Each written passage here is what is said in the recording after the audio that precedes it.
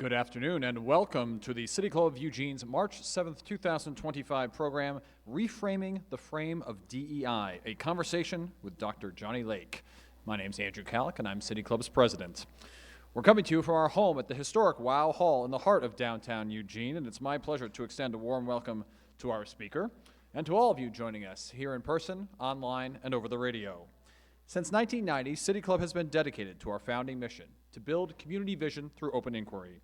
In accordance with our mission and purpose, we hope to help connect people throughout our community and across generations, identities, experiences, and perspectives.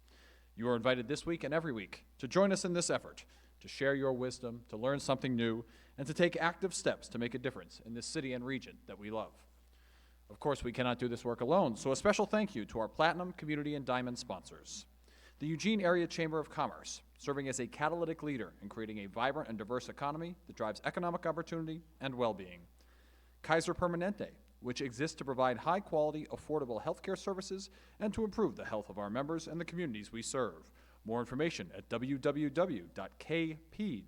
The University of Oregon has helped Oregonians question critically, think logically, reason effectively, communicate clearly, act creatively, and live ethically since 1876. More information at uoregon.edu. Lane Community College transforms lives through learning. LCC provides comprehensive, accessible, high-quality educational opportunities that promote student success. For more information, visit lanecc.edu. And we'll have Lane's president, Stephanie Bulger, here in a couple weeks, so look forward to that. And finally, last but not least, thank you very much to the City of Eugene and Lane County for their support as well. With that, I'll hand it over to City Club's Program Committee Chair, Joel Corin, the coordinator of today's program. Joel.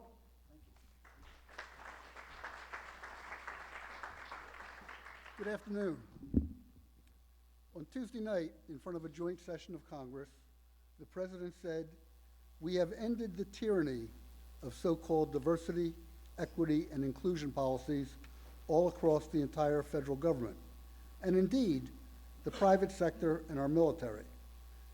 Then he continued, "And our country will be woke no longer."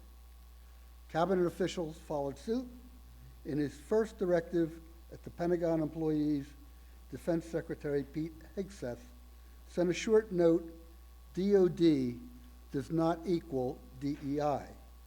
And then in large black letters, "Those who do not comply will no longer work here." Many private companies have followed suit, ending DEI policies. Many others have voted to continue them. Lawsuits have been filed by the attorney generals of many states, and proud to say that the only the only school board in the country who've joined those lawsuits is 4J School Board.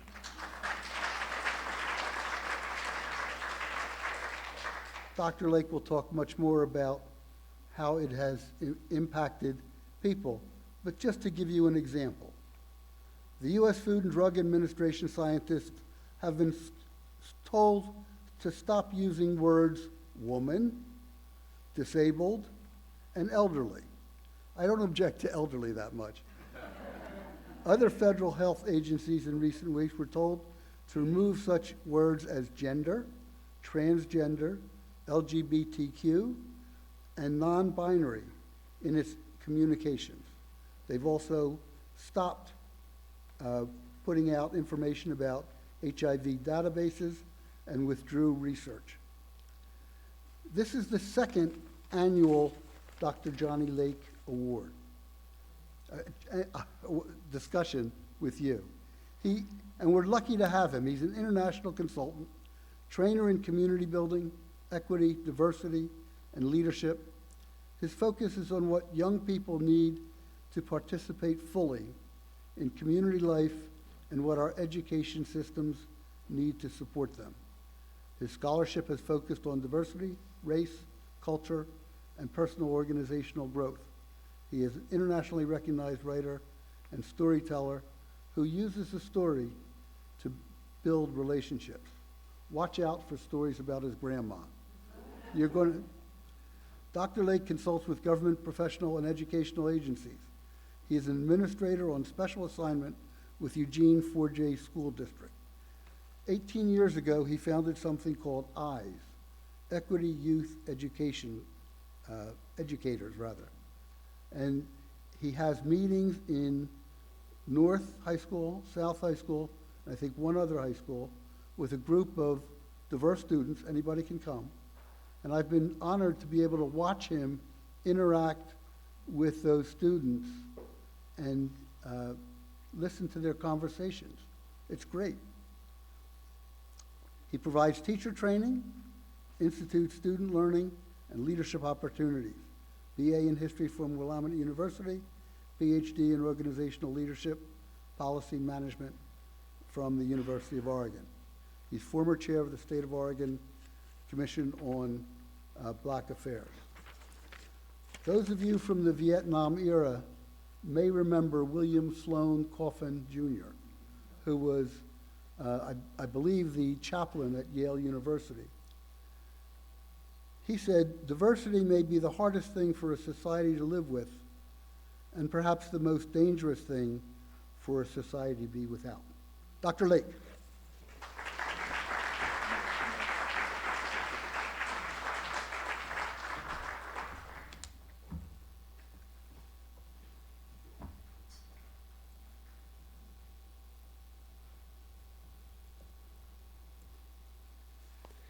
Thank you all very much for the opportunity to visit with you.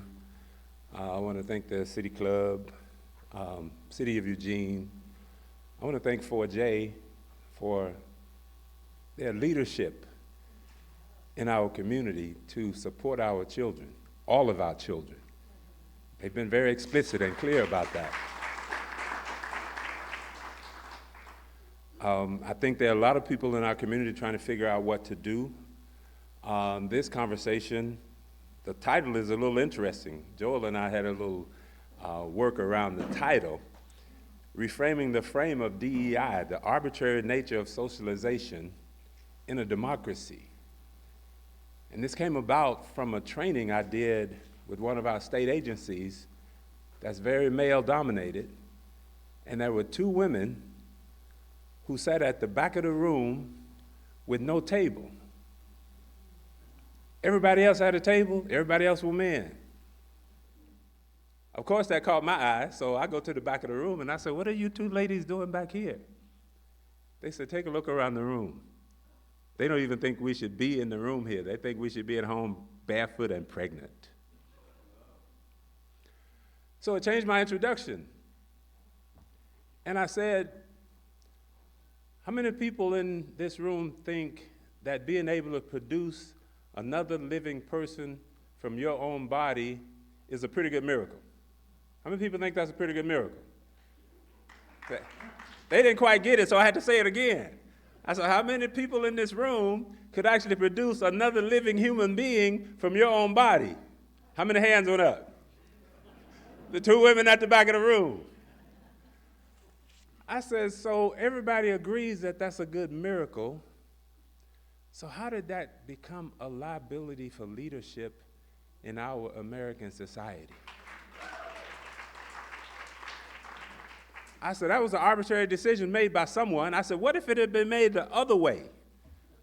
What if it had been a requirement for leadership that you had to be able to do this incredible miracle? There would be only two people in this room who would have qualified for leadership in American society. I said, then we would be talking about diversity now as what are we going to do with these pitiful men? How are we going to help them out? Are we going to implant something in their tummies so that they can produce a child? So that's where this title came from, was for those two women who really represented for me why this conversation is so important in the current time. Because I say reframe because this society was framed very early in a way that excluded many people. Thomas, George, and Benjamin, anybody heard of those boys? They left England because they didn't want to serve a king. They revolted against the biggest world power of the time because they did not want to serve a king. And they said, we're going to set up a society, we're going to call it a democracy. Demos and Krasi. Demos meaning people, Krasi mean rule. An incredible concept for that time, because there were no viable democracies in the world. The European nations thought that they were crazy. How are you going to run a society when you let every ignorant person have a right to vote? You have to tell people what to do. They call it irritable democracy in Europe. It was not expected to succeed. But they set up a society that did not have a hierarchy with a king at the top, or a royal family, or even royal offices. They set up a society that was supposed to be based on citizenship. And this is where it got twisty.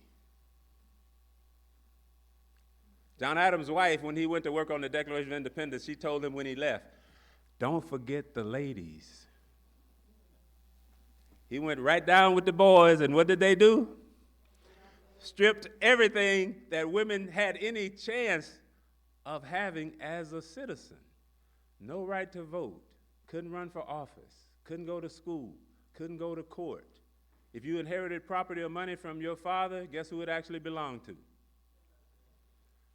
And this went on for hundreds of years, not just for a few years. And the rights of women was something that I think the women in this room, and hopefully the men, recognize was fought for. Generation after generation after generation. The first school they built for women in America, newspaper editorial came out the next day and said, the next thing you know, they'll be trying to educate the cows. And we wonder why women still have a struggle in American society to be fully included as equal citizens. As was described, I work with young people in our schools this month. Do the young women in this room believe you have the same rights and privileges and voice and autonomy as the young men in this room? How many young women raise their hand? 0. You young men, how many young men believe that the young women in this room have the same rights and privileges and voice and autonomy that you do? Not one raised their hand. I asked our students, how did we end up back here in 2025 that we are now once again renegotiating whether the women in American society actually have the same rights and privileges and voice and autonomy as men? So that's why I say reframe this conversation, because it did not start now. It started generations ago. In this current U.S. social political landscape, we find ourselves once again navigating difficult conversations about difference, equity, and inclusion. These struggles have never been static or easy in a constantly changing, evolving society, and they never will. Present challenges cannot be understood in isolation. They are deeply connected to the historical, political, and social forces that shape our dynamic and incredible multicultural, multiracial nation. The resistance to an acronym like DEI is more complex than we often acknowledge. Excuse me, PowerPoint keeps turning off. But I wanted us to start with the idea that education is actually the key to this work. Not politics, not military, not government, not economics, but education. Education is from a Greek word that means to lead out of ignorance. How many people are ignorant about something? Let me see hands. All of us. Once you become educated, are you supposed to remain ignorant? No. That's what I ask kids. What do you do about ignorance? Well, you learn something, Dr. Lake. You learn something. That's how you get rid of ignorance. Paulo Freire said there's no such thing as a neutral educational process. He says there's no middle of the road. There's nowhere to hide. Your education is doing one of two things for you. It's teaching you about the system you live in and how to conform to it and fit in, or it's teaching you to think critically and creatively and participate in the transformation of the world. Two very different things. Turn your mirror, look at yourself. What has your education done for you? Did it teach you to fit into a system? Go along with it? Keep your job? Or did it teach you to think critically and creatively? And that don't mean throw a hand grenade and call it change, but to participate critically and creatively with change. Thomas was pretty racist. How many people know that? He thought buying and selling people was pretty good business. George was very sexist. Didn't include his wife, sisters, mother, anybody in democracy. Ben Franklin studied with Native Americans, learned concepts about our democracy, implemented it, but never included Native Americans. These men were racist, they were sexist, they were classist, because poor white men didn't get included in working on the Declaration of Independence Constitution if you were poor. How many people know they're dead? How many people know Thomas, George, and Benjamin are dead? They've been dead for hundreds of years. So it must mean that every generation, instead of teaching people to participate in transformation of American society, what have we taught each generation? How to fit in. So here today in 2025, I'm talking to young people about racism, sexism, classism, homophobia. You can add a few other isms to it. And we continue to see these things reproduced. These children are not old enough to know the history of sexism, racism, classism, all of these things. So how are they learning this?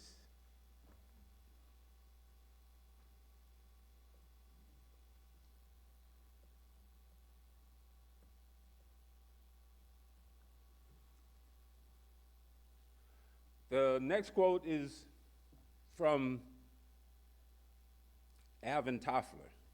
He says, the illiterate of the 21st century will not be those people who cannot read and write. Instead, it will be those people who cannot learn, unlearn, and relearn.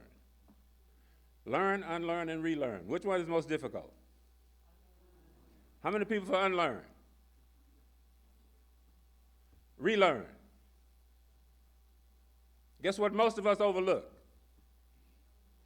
Learn. How do you know what you know? You are born in this world like a blank slate, which philosophy says you don't know anything when you're born. You're born in the world, boop, you pop into the world, you are female. Have you done anything to gain privilege or lose privilege? But you are less privileged than males. You get born into this world, you are white. Have you done anything to gain privilege or to lose privilege? But you are privileged. This is because of the system that teaches us everything we know. And this is called context. Here's a key word for you to take away from this conversation today. Context. Context first defines our worldview, then context controls our worldview.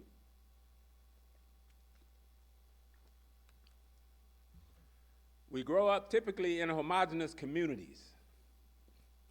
I grew up in a long ways from here. I often ask kids, where do you think I'm from? They say, Africa. I said, not quite Africa. I'm from Tennessee. It's about 2,500 miles away from here. It's about halfway from here to Africa, but a very different place, because if this was my community, everybody was black. I lived at 814 Pruitt Street. That was my house. Next door was the church where everybody went. You could go to church without leaving our living room. Next door to that was a store where you could get cookies 2 for a penny, caramel kisses 2 for a penny. The man who ran the store was black. Next door on my right was my auntie, Vaseline Horton. Anybody know her? She was a little short black woman, worked in the yard all the time, kept tools in her apron all the time, and she was the biggest tattletale on the street. If she knew anything about me, she told my mother. She got me more whippings than anybody on the street. You might not like your auntie, but you respected her. So I go by, hey, Vaseline, go right over to my second auntie, Ada Lee Lake. She was different. She wouldn't tell on you. You did something bad at her house, she'd give you a fair warning. You do that again, boy, I'm going to have to tell your mama. So it didn't make it home. Plus, she made cookies, cakes, and pies all the time. So going to Ada Lee's house was always a treat. Next door to her was Miss Brown, who was the third grade teacher at the school where we went, right across the street, where everybody was black. And Miss Brown was a teacher. When you got your schedule, you would pray that she was not going to be on your schedule, because she was a tough teacher. She was a good teacher. I went back as a grown man to tell her she was a good teacher, but I didn't think so at that time. If you could have bumped the teacher off, I would have paid somebody. Get rid of Miss Brown. She's messing up school. And everybody up that street was either related to me or familiar enough that I could walk into the house without even knocking. And I want you to make me about 10 years old. I'm fourth grade. And I'm walking up and down Pruitt Street, got my little bag of candy. And I look up, and I see a young white man. Can I get you to stand up? I see a young white man on Pruitt Street. Without even knowing who it is, guess what my first conclusion is? He must be lost. Or he's selling encyclopedias. Or he come to turn somebody's electricity on or off. Or he's collecting insurance money. Or he's undercover police. He think we don't know what they look like around here. They look just like him. Thank you. Now, if you gave a little boy at 10 years old 20 reasons for why this young man would be on Pruitt Street, would one of them be, he's now my neighbor, and he's going to live next to us? In fact, if you gave me 100 reasons, that would not be one of them. This is the example I want you to take away about how context first defines our worldview, and then context controls our worldview. It's really, really powerful, because that little community I described to you was a community that was pretty homogeneous. In fact, the word I want you to take away from this is monocultural. I developed a lens for the world that was monocultural. It means I have how many lenses for the world? 10-year-old black boy. This is what the world looks like. And when someone did not fit, what was my first conclusion? He don't belong here. He don't fit here. And if you think about where you grew up, I want you to turn the mirror on yourself again. How many people grew up in a neighborhood or community where all the people around you, they kind of look like you, walk like you, talk like you, were like you? And take a look around this room, and if you're online, talk to the people you're talking to, because it's the majority of the room. Here in 2025, most of us have grown up in a place that was monocultural. Means you have how many lenses for the world? And when you leave there, did you leave that monocultural lens back there? Did I leave it at Pruitt Street? Guess what I brought with me? That lens. And now I'm in a multiracial, multicultural context. What's happening to that little lens? It's getting beat up pretty good. It's like, wait a minute. You look like so-and-so. You must be like so-and-so. And that bias is built into your worldview. You can say it's not, but it's built into your worldview. You didn't choose it. It came from the social context in which you were raised. So that when I get to Oregon, little white kids come up to me and say, "Why are you black?" And people think that's a racial question. Anybody in Tennessee ever asked me why I was black?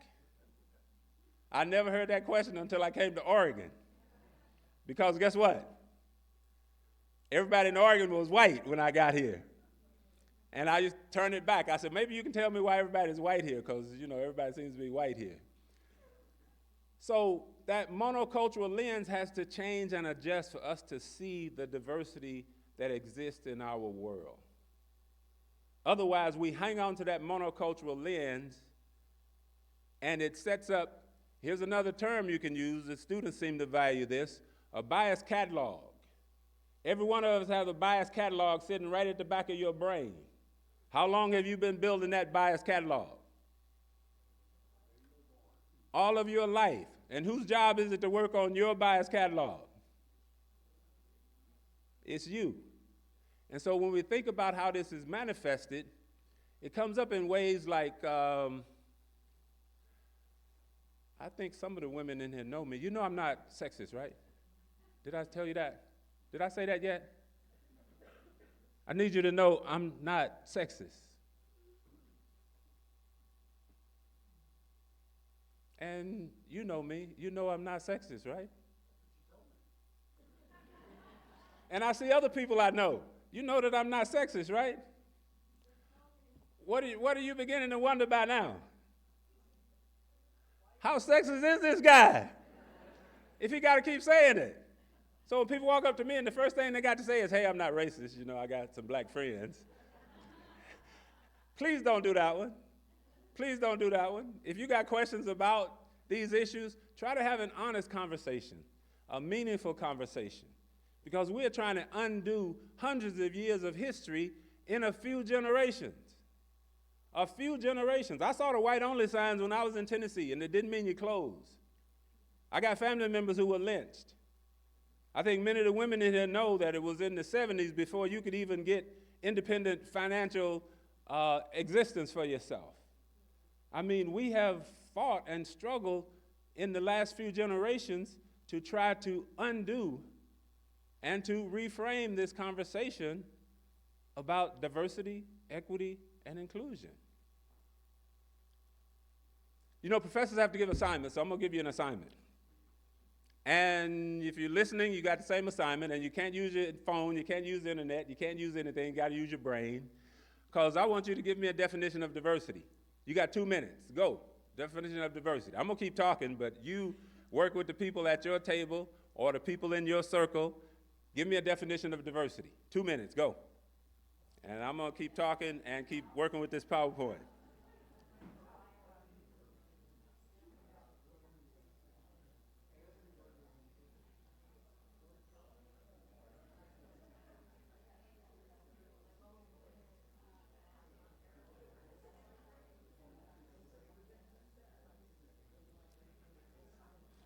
We always think about diversity as someone else. Diversity is always someone else.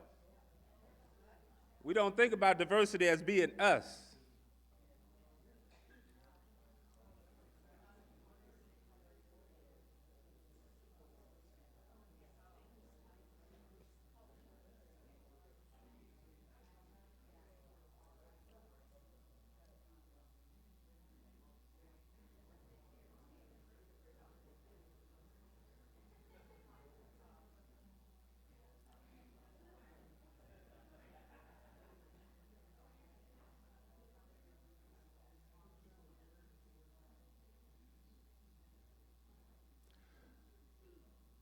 There's a dilemma when we talk about diversity, and I give people 2 minutes to come up with a definition. Go. The inherent worth of all human beings. Thank you. Go. Inclusivity. One more.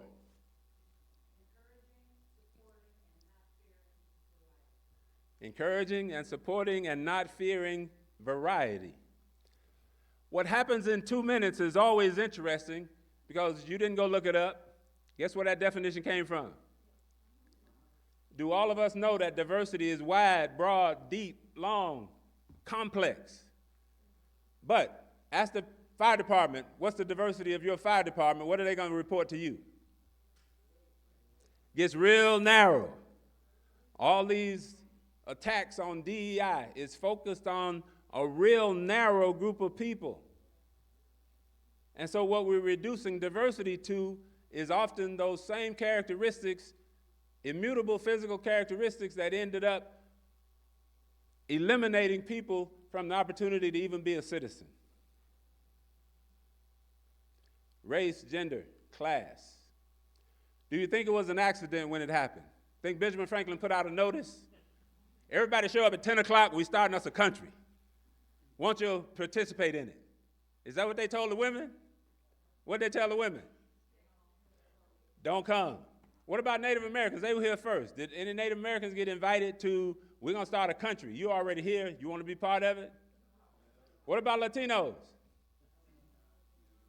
What about African Americans? So that frame that was set at the beginning of this American society was not inclusive, was not supportive, was not encouraging of the incredible diversity of this country. How long has America been a diverse society?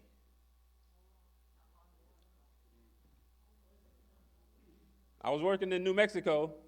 Old grandfather, I was training police. You know, in certain parts of New Mexico, they got 5 different police jurisdictions all in the same neighborhood.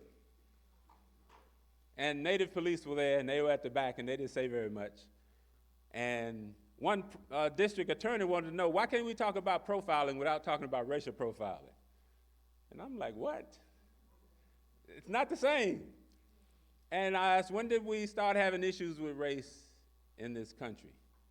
That woke up one of the old native police grandfathers. He raised his hand. He said, well, we didn't have any trouble about race around here until some white people showed up. And so this is this longer conversation that we need to have in our communities, because these identities have been used against people. Immutable physical characteristics. As I said, being a woman automatically disadvantages you. Being a person of color. That means that we have structural and institutional work to do, because there's not one individual who's doing this. If it was George Wallace or Bull Connor, we could kick their behind and it would solve everything. But we have a system that was built with inequity as part of the system. And I believe this is why DEI is a threat to that historical pattern. So that if you think about some of the oldest politicians who are sitting over there in Washington, D.C., when they were young men, what was the situation for women when they were watching their fathers deal with their mothers and their sisters and all the women? What did they watch when they were 12, 15, 16, 18 years old? Did they see women having any rights? No, because that's the way it's supposed to be, right? That's what women's supposed to be. What about people of color? Did they see people of color claiming their rights and advocating for their rights and marching in the street? Or during the 40s and 50s, what did they see? Jim Crow, no rights. The 1954 decision was a seminal decision that was made in American society. And it wasn't the first time that kind of decision had to be made. They overturned Plessy v. Ferguson. Plessy v. Ferguson was decided in favor of segregation because of social equality. It wasn't DEI then. It was the threat of what? Social equality. Oh my goodness, that scared the hell out of white people. You mean these people of color are going to be equal to us socially in this society? And so when that got overturned, they started integrating schools. That's my lifetime. First grade, second grade, third grade, fourth grade, I'm in segregated schools. Fifth grade, schools got integrated. That's one lifetime.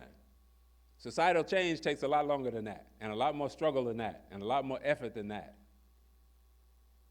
We have an incredible country that's trying to do something that I don't think any other country on the planet has tried to do. And that's bring all of these different people, cultures, communities together and create a community.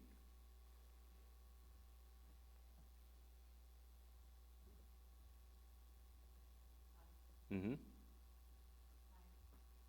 We have 2 minutes. I was told yesterday I had an hour. No, I was told a week ago I had an hour, and then yesterday I was told I had 30 minutes. So socialization is the process through which we learn about the world around us. That's why I used it in the title. And here's the last thing I'll cover. This talks about how our children learn these things, that oppression and privilege are connected, that the only way you believe you have some privilege is you know that there are other people who don't. You know, by definition, that's the definition of privilege, is that you have something that is necessary that you know that other people don't have it. If you had $1 million right now, would that be privilege? But what if everybody had $1 million? What would be yours? Kids said, that'd be like having a penny, Dr. Lake. Because it's necessary that you know that you have something that other people don't have. If you went to the bathroom right now, would you leave your $1 million on the table? I'll get it when I get back. Or would you take it with you? So when we talk about equity, this is what we have to navigate. That people have defined themselves based on the privilege that they have and are resistive to sharing that privilege with anyone else that might not share that same privilege. This is why women continue to be a target in American society, people of color, special needs communities, gay and lesbian communities. Are we going to erase these people? Hitler tried that. You know that, right? Did not succeed because they were a community. You look at the Ukrainians and their struggle. I just buried one of my best friends, a Ukrainian. One of the most amazing men that I have ever met in my whole life. Whole life. 80-some years old. And my relationship with him helps me know why the Ukrainians will not give up. They are proud people. They're a strong culture, strong community, love their families. This socialization, as this says, race, we are taught that white is better than people of color, taught that boys are better than girls, and also taught that we judge each other by how much we have. So here we are again with our children learning race, gender, and class divisions in a way that I think we have to be more critical about what we are providing to our children. Here's something that's lived on my heart the last few months, and it does every day. Plain and simple, our children deserve better. I don't know the answer to that myself. I hope you think about that as an adult. But all of our children deserve better than what we are giving them right now.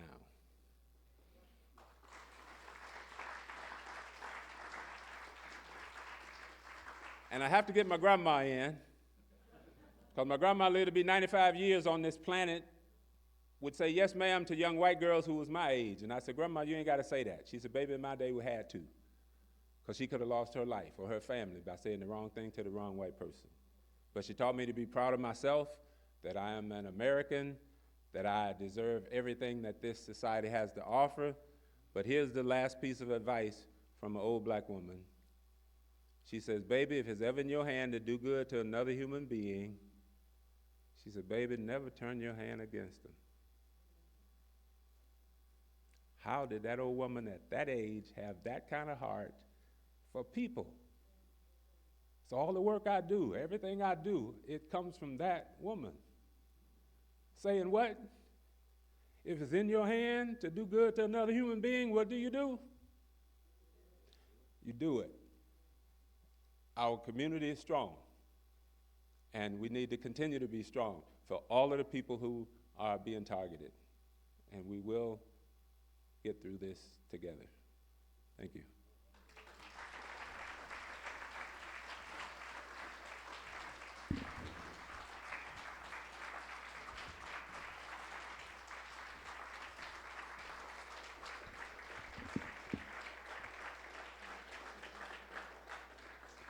Thank you, Dr. Lake. We will begin our question and answer with Dr. Lake in just a moment. But first, a special thank you to our award-winning public radio station, KLCC FM 89.7, for airing City Club programs Monday nights at 7 p.m. For those listening at home or in the car right now, your household is one of several thousand tuning into City Club on KLCC, and we love that you are here. You can also find all recent City Club programs archived on KLCC, as well as on our YouTube channel and as podcasts. Special shout out today to our gold sponsors, Network Charter School, Hudson Dental, Lewis Cobb, the Lane Transit District, and Summit Bank, as well as to our in-kind sponsors, KRVM 91.9 Radio, Dotson's Photography, Pack Info, and Kids Sports. We'll take a brief break, and then we'll get back for questions. Thank you.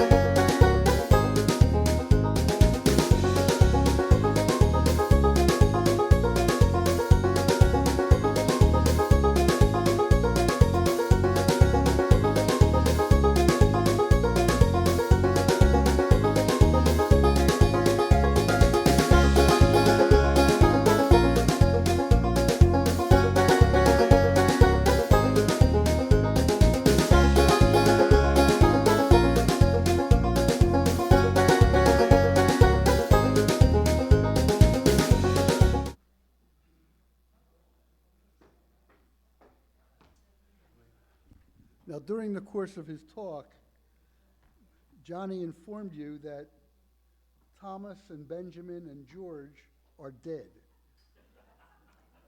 According to some people in Washington, they're still on the Social Security rolls.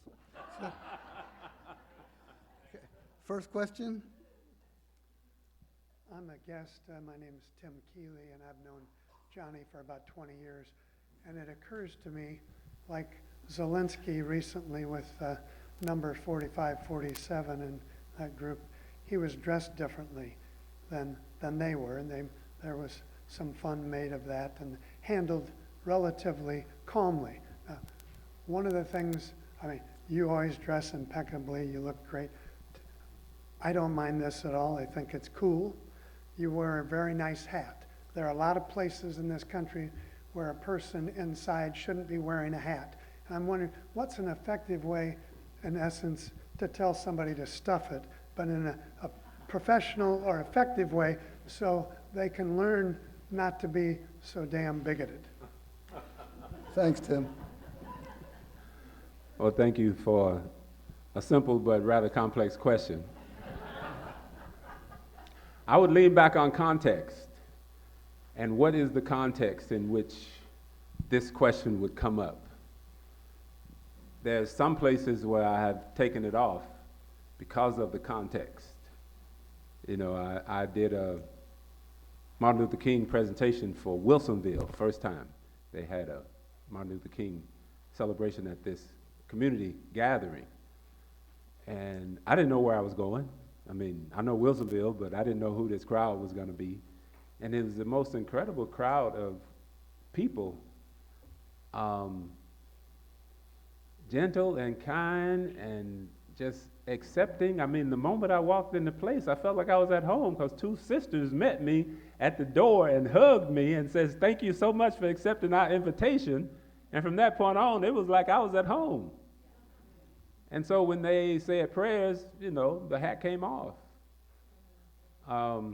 I think this speaks to the nature of multiple perspectives within our communities.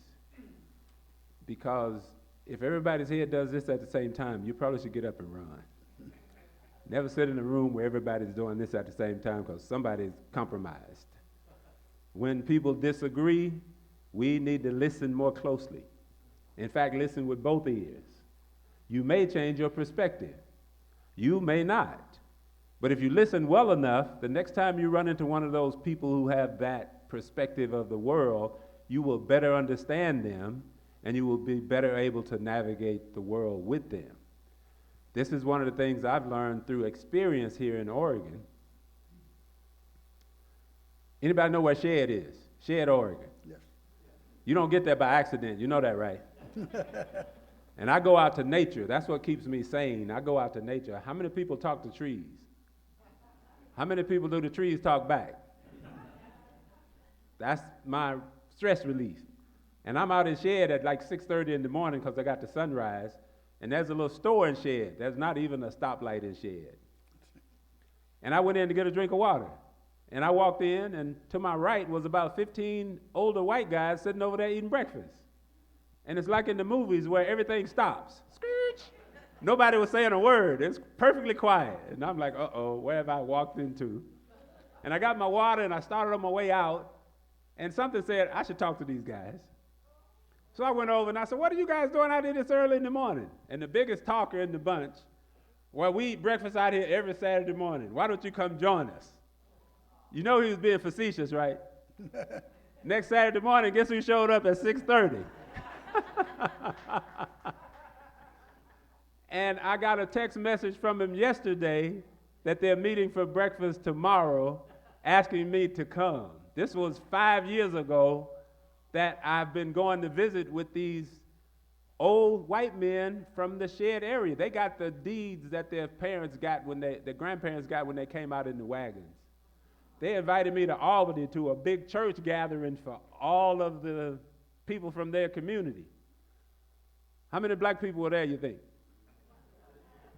One, me.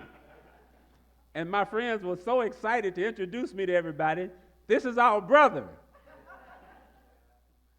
I mean, that's one example I use for us bridging these differences. They had to tell me all their racist jokes. They had to tell me about what they thought about Obama and everything else. One of them even said, I used to think I didn't have a problem with race. He says, because my daughter came home and she says, what would you do if I had a black boyfriend? And I told her it wouldn't matter as long as he's a good man and he's a good Christian. And he says, that was fine until she brought home a black boyfriend. And he says, I realized I had a problem with race. So you see the work that can be done if you can create that dialogue, because I don't think we think the same yet, and I don't think we ever will.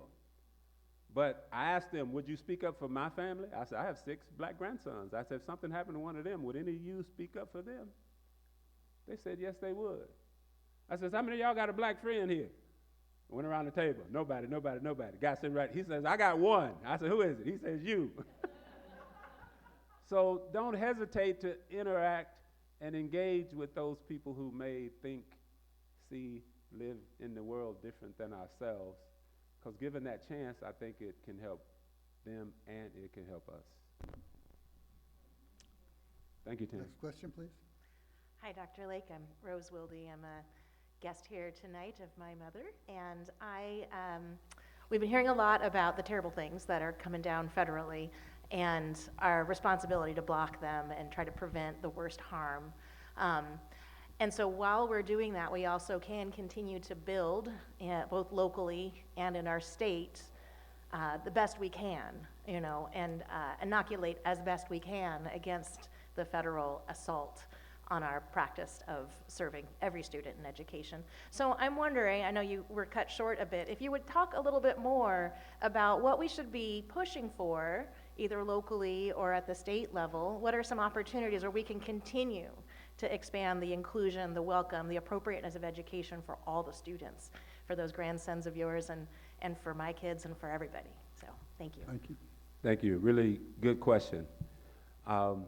Native Americans say you can judge a people by how well they take care of their village. Africans say you can judge a village by how well they take care of their children. And so I think, I'm not from Oregon, but I have relationships with children that they call me dad. They say, everybody think you're my dad anyway, so I just call you dad. Or that connection is so strong that when they get in a bind or they need help, they will call me. And I feel it's my obligation. So the diversity of our community is one of the things that I think all of us should recognize as a strength. And when I work with young children, it's the diversity of the circle of children that I work with that actually gives me hope for the future. I'll tell the kids, and this is a real example. I said, if somebody came in here and wanted to take Tim out back and treat him really, really bad, look around the room. Could they do that in here? One little 4th grader says, no, they couldn't. I said, why not? He said, because I would stand up for him and stomp his foot. And so I think our challenge to the system, and this is the system that is attempting to, I think, legalize this disparity, legalize the discrimination, legalize the denial of rights to certain people at the same time as we guarantee them to others.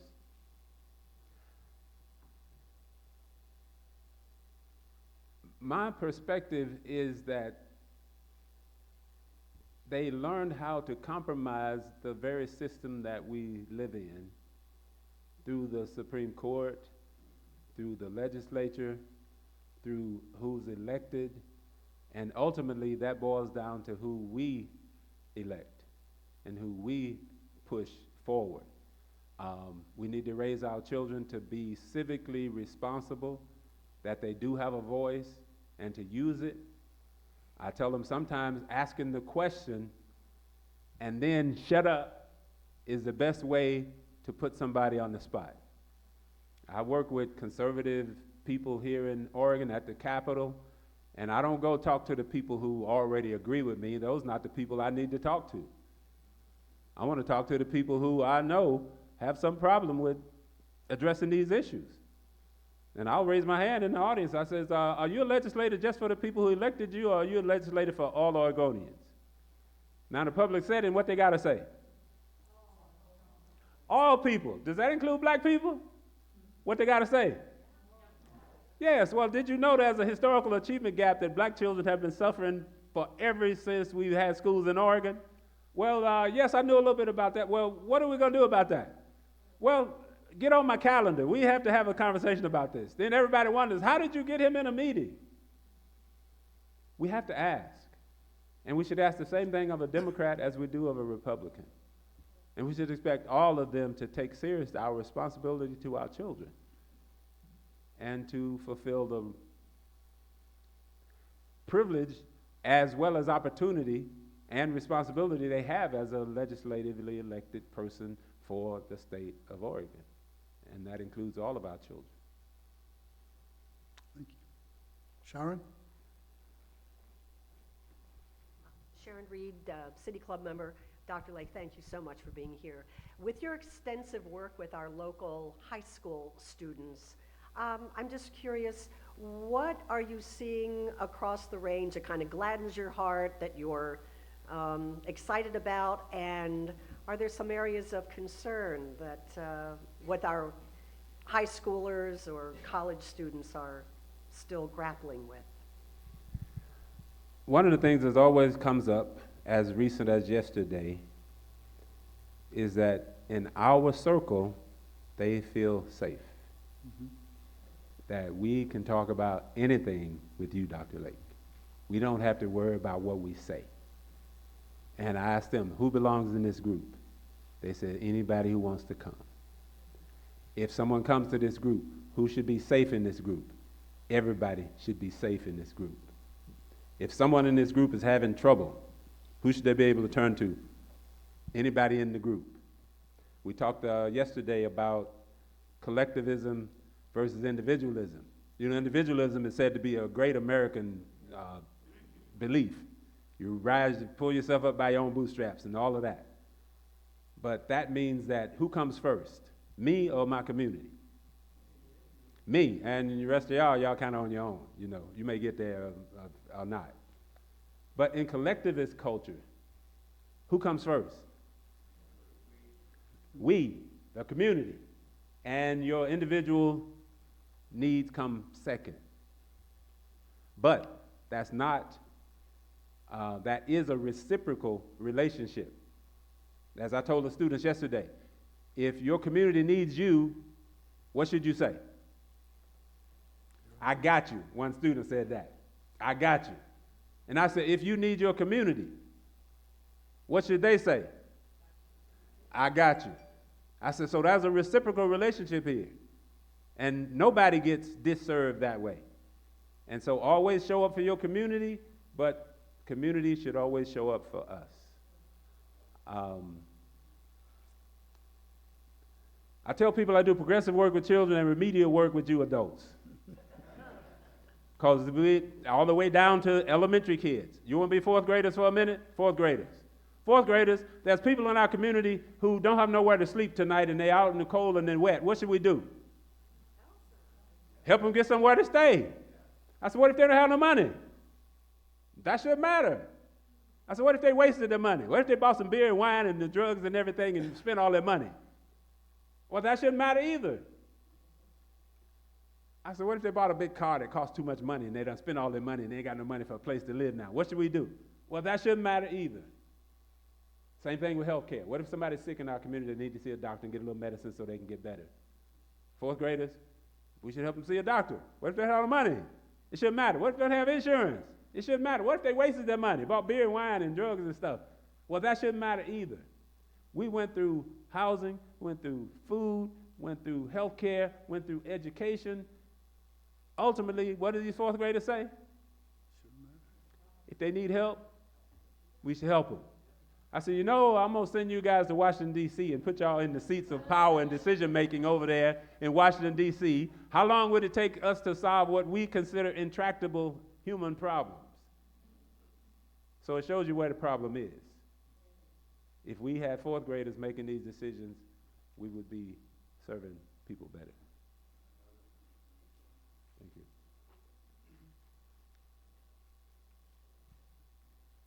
Andrew? Andrew Kallick, thanks again, Dr. Lake. Some of the pushback to DEI seems flagrantly racist and sexist, and some of it seems like people, maybe conservatives who you've spoken to, who are good people who might agree with a lot of the principles, but feel somehow alienated by language, tactics, or otherwise. I wonder if you could speak a little bit to that, and particularly you talked about how you reach out to folks who you disagree with. How do you do that in a way that's most effective? Because that's certainly something that's important for City Club as well. Thanks. Well, the key is relationship, relationship, relationship, and not just, oh, I got a relationship, we have coffee. Or I got a relationship, you know, we say hello when I drive by your house or whatever. But a relationship enough that you get past the surface to the deeper part of who we are.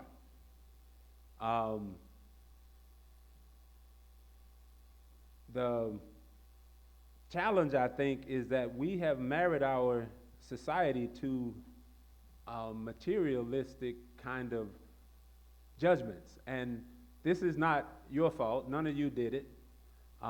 De Tocqueville said the American man was the strangest man he'd ever seen. He said, this man only feels tall when he's standing on the back of someone else. And he said he would go out in the woods and cut down the trees, pull the stumps, plow the ground, build a house, plant fruit trees in a garden, and when everything is comfortable and ready to be lived in, he will sell it and move further out in the woods and do the same thing again. His conclusion was, this man lives in poverty while in the midst of plenty. I want you to think about what he saw in 1830s here in America. That this man with everything still lives as if he's in poverty. So how much is enough in this American society? If you got $1 million, you better be doing what? Trying to invest it and get another $1 million. If you got $1 billion, you know how much money $1 billion is? If you got $1 billion, what are you doing with it? Anything good for the community? Or are you trying to get another $1 billion? You will never spend that much money in your life. One of my students at the high school a couple of weeks ago, she said it should be against the law for anybody to take $1 billion out of this economy and not use it to help other people. Period. And so we celebrate those people for taking all those resources and doing what with it? Nothing. But then we want to cut somebody who's getting food stamps. Or, this was in the media recently, we want to limit the amount of food stamps that a family can get. Only 2 children. And we want to limit what they can get. I had in one of my sessions, a man says, I'm sick of my tax money going to these lazy people who don't want to work. I don't want food stamps going to people. I said, sir, do you know where your tax money went? Have you followed it? Have you followed your tax money? And I said, okay, let's make every person who gets a food stamp a crook. By the way, half of them are children and 1/3 of them are elders. But we're going to make them all crooks. Every one of them is a thief. And they are stealing from you and me. And what are they getting away with? Food. Eating food. Is that a good crook? Is that a good criminal? That's actually getting food to eat. When we have real criminals who are stealing a lot more than the amount of food stamps that we give to poor families. And so I think our values have to be reassessed in terms of what we see as community, who we see as community. How do we advocate for and with each other? Is it only black people that Dr. Lake should be advocating for? I hear that sometimes when I go to schools. You're here for the black kids or you're here for the kids of color. I tell them I do pretty good work with white kids too. I just want to assure you of that. And so we need to see our community as broader than these narrow definitions of diversity that has, I think, separated us into these communities. So I'm not gay, so I don't have anything to say about gay people. Or I'm not trans, so I'm not advocating for trans people. And that makes us weaker as a community. Everybody deserves to be safe. What my students say, they're not picking out who should be safe. Who should be safe in here? Everybody.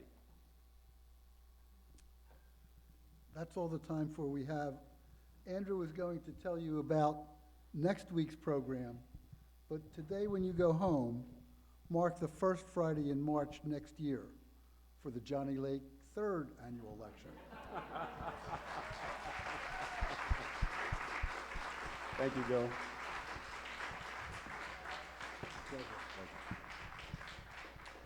This has been our March 7th, 2025 conversation at the City Club of Eugene with Dr. Johnny Lake. Next week, we will return for an urgent conversation about some of the most critical issues facing immigrants here in Oregon and across the country. Have a great weekend. See you next time.